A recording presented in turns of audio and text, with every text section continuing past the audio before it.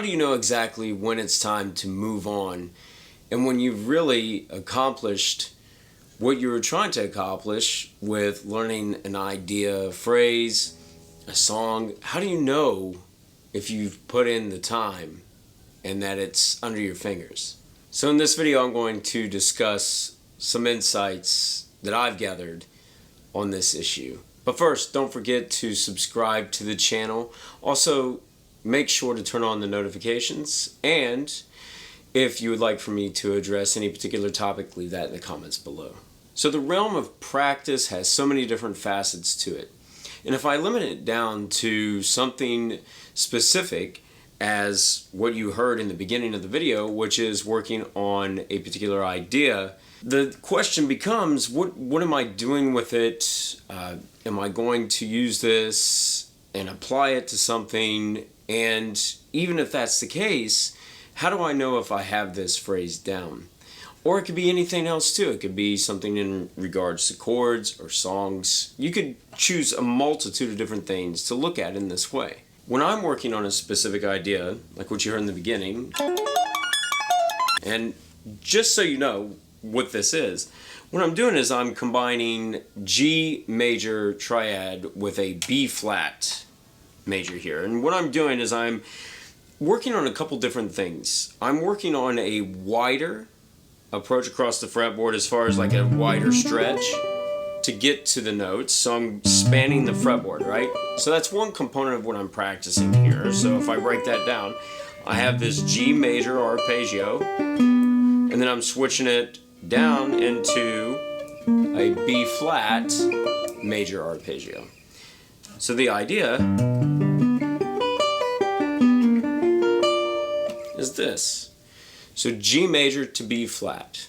Now I can take that to different keys and I can apply that in different situations. But what is the real goal of what I'm trying to do at this particular moment when I'm working on it? And that's something that you have to think about, and you have to determine for yourself, what is it that you're trying to do? In my case, what I'm doing is I'm working this up so that the tempo is going to continue to increase and I can play it faster and faster. And it's not meant to be something where I can fly through it and play it at an incredibly fast tempo, but it has to hit a certain mark for me to be okay with it. And as of right now, I'm hitting it at, looking at 16th notes, I'm hitting at around 120, feeling pretty good about it. Now, for you, it could be that you just want to be able to play this as quarter notes or half notes or whole notes. Maybe you want to treat it as a triplet fill. Maybe you just want to be able to play it at more, moderate tempo or slower tempo where you can apply it to something more immediate.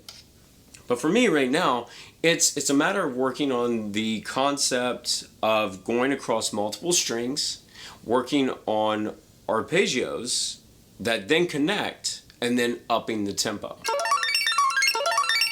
So for me to determine what it is that I need to accomplish, or what it's going to look like for me to hit something, I have to set these boundaries and these markers in order to really focus in and to excel.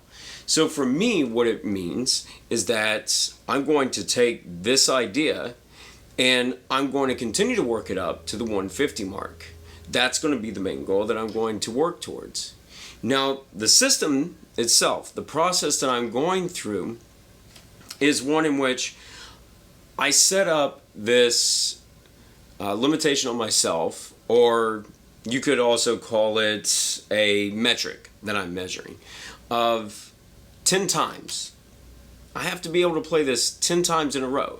So if I'm going to put this on at the mark that you heard in the beginning, which is 110, if I'm going to put the metronome on at 110, and if I'm going to play 16th notes, then what I have to be able to do is play it 10 times in a row without a mistake. And if I find that when I'm playing this particular phrase, those 10 times, and I find that towards the end of it, that I'm really struggling, then there's a couple things to really take from that. And one is that what I'm doing is I'm pushing beyond these boundaries that are there of where my comfort level is, which is a good thing. But it also tells me that most likely if I up it to 115 or 120, that I may not hit the mark. And that's okay. Then you can go by increments of 1. I think that that's something that, if you've practiced and you've listened to others talk about practicing, maybe a teacher of yours in the past has told you that you go up by 1 to 2 beats per minute, and that works. So you can do that approach. But what it tells me is that maybe I should stick with that a little bit more. And something that you may not have thought about is to actually take that tempo back down.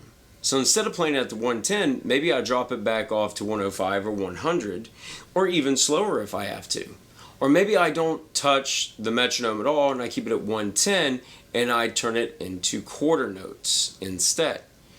And by doing that, what I'm allowing myself to do, and my brain to do, is to be able to process this information, to lock it in a more solidified way. That way, as I continue to progress, then it won't be something that I have to constantly think back about. It becomes a more automated process. So the thinking has to be out of the way. Now let's say that this is a phrase that you've played multiple times over and over and over again. And it's not really a left-hand situation for you, if you happen to be a right-hander like myself and playing guitar. It's not necessarily coming from the left hand. It's more of maybe the flow of the right hand. There's things that I can do to break that down and work on it in isolation. But at that point, I know that I've learned what the idea is. Now I have to push myself a little bit harder. And that's where hitting those boundaries, hitting up against those limits that I have by going up by increments of 1 to 2 beats per minute is going to be the thing that's going to help force that to grow, that connection, right? Now, if you happen to find yourself in a situation where you do that and you keep stumbling, then at that point you should back off and go back into slowing it back down. That way you can make sure that you're not creating a new pathway in the brain that would then promote the wrong technique in the right hand, or the constant lack of communication between the hands. So it's important that you don't completely break down the path that you already created, but just continue to push yourself, understand that, and then keep trying to push. In a very similar way to what you would find in, for example, weightlifting, where you have progressive overload. You're trying to push a little bit more, a little bit more. Now, the other thing that you could do is increase it to more than 10 times. But for me, 10 times in a row and then stepping back away from it, I could go ahead and increase the tempo and see if I can do it. But sometimes the best thing that you'll find is that if you step away from it and then come back to it a few minutes later, that there's a more refreshed kind of outlook on it, and you're able to accommodate the next step in upping the tempo. So hopefully you found this useful, and if so, just a reminder, once again, please subscribe to the channel, hit the notification bell, make sure to leave a comment if there's anything that you would like for me to discuss, and I will catch you next time.